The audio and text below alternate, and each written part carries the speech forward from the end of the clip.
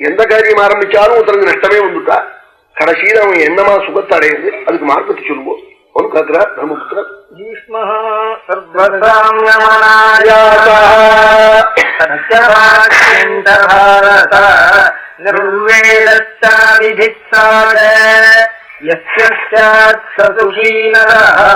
அவர் என்னவோ கேட்டார் தர்மபுத்திரன். ஈஸ்வரன் என்ன சொல்ற, உத்தம் சுகியா இருக்கணும்னு நினைச்சா தர்மபுத்திரா ஏதோ அதை பண்ணி இதை பண்ணி பணத்தை சம்பாதிச்சு விட்டதுனால மட்டும் சுகியா இருப்பான்னு நினைக்காது.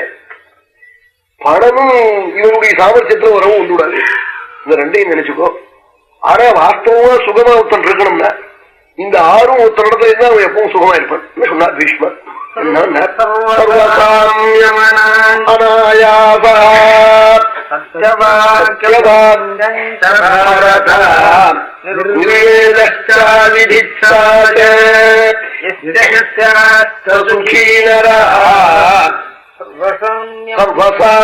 சர்வசாமியம் லாபமோ அலாபமோ அரா வெய்யறாளோ சுற்றாளோ சோத்திரம் பண்றாளோ எல்லாத்துலயும் சமமா இருக்கிறது. ஒருத்தன் விஷயம் உனக்கு போய் அவங்ககிட்ட சண்டைக்கு போறது, சண்டைக்கு போக மாட்டார். எதுவும் சொன்னா சொல்லிட்டு போறாம இருந்துடுவார். சில பேர் கொண்டாடுவார். அதுக்கும் என்ன கொண்டாடினாலும் உடனே ஒன்னு கூத்தாட மாட்டார். இந்த எல்லாத்துக்கும் சமமா இருப்பது அனாயாசா. ரொம்ப சிரமப்பட்டு ஒரு காரியத்தை சாதிப்பதற்காக அர்த்தத்தை சம்பாதிக்கிறதுக்காக ரொம்ப தியாகம் பண்றது. பகல்லையும் 12 மணி வேலைக்கு உனக்கு பகல்ல 5 ரூபாய் சம்பளம், ராத்திரியில வேஞ்சா 15 ரூபாய் சம்பளம்னா சரி உடனே 6 மணிக்கு மறுபடியும் அதையும் பிடிச்சி விடுவான். சாப்பிட கூட போறதுக்கு டைம் இல்லாம பண்ணிப்பான். அப்படி 15 ரூபாய் சம்பாதிச்சுதான் என்ன பண்ண போறேன்னு நீ பண்ற காரியம் அனாயாசமாய் என்னவோ ஈஸ்வராதீன அனுகிரகத்தால கிடைக்கிறதுன்னு அப்படி நினைச்சுக்கணும். ரொம்ப தன்னை சிரமப்படுத்திக்கொண்டு அர்த்தத்துக்காக சிரமப்படுத்திக் கொள்ளாமல் இருப்பது. இது ரெண்டாவது. சத்தியம் பேசுவது, பொய் சொல்லுவதில்லை. அர்த்தத்துக்காக புருவம் செலவான். அப்படி பொய் சொல்லி பணம் வந்துட்டா என்ன அந்த பணம் உன்னை காப்பாற்றி விடுமா? சத்தியவாக்கியம் பாரதா. வைராக்கியம் இருக்கணும். அப்படி ஆசையை குறைக்கணும். ரொம்ப ஆசை இருக்கும். அது இவ்வளவு கணக்கே இருக்காதுங்க.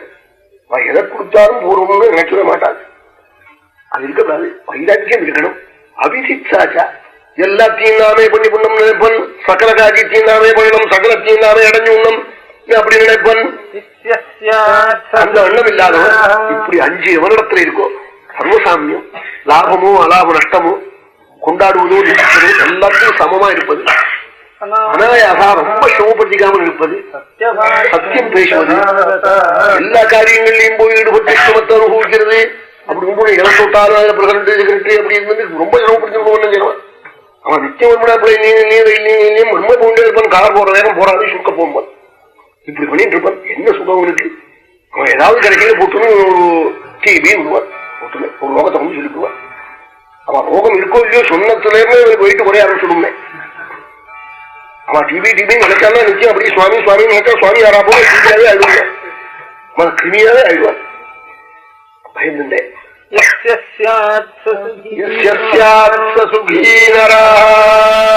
வைராக்கியம் இருக்கணுமா? இப்படி இருந்தா அவன் சுகியா இருப்பான். இந்த 5 இருந்தாக்கேன்னு சொன்னாராம் பீஷ்மர் தர்மபுத்திரனை பார்த்து.